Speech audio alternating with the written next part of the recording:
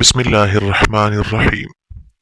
په ډیرو احادیثو او روایاتو کې د اودس په ښه شان سره کولو حکم دی چې د هغې مطلب دا دی چې د آدابو او مستحباتو تحقیق وکړي او د هغې اهتمام او خیال وساتي.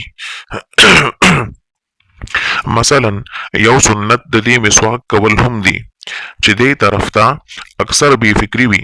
حال دا دی چې په احادیثو کې راغلي دي چې کوم مونځ په مسواک سره وکړی شي هغه د هغې مونځ نه چې بغیر مسواک شوی وي او یا درجې بهتر دی.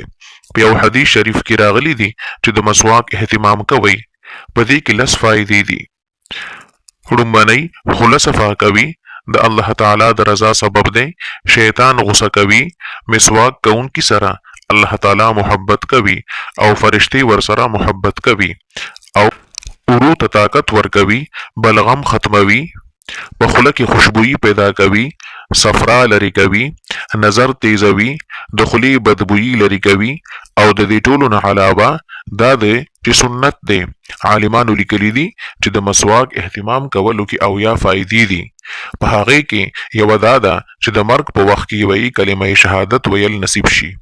او د دې په مقابله کې افیم خوړلو کې اویا نقصانونه دي. هغې کې یو دا دی چې د مرګ په وخت کې به کلمه ورته نه یادېږي.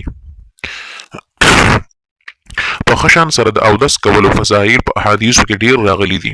د اودس اندامونه به په قیامت کې روښانه او ځلیدونکي وي چې په دې سره به فوراً نبی اکرم صلی الله علیه وسلم خپل امتی وپیژني.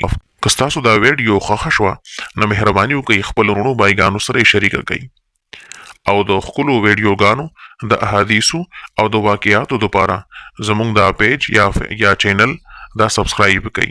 شکریہ.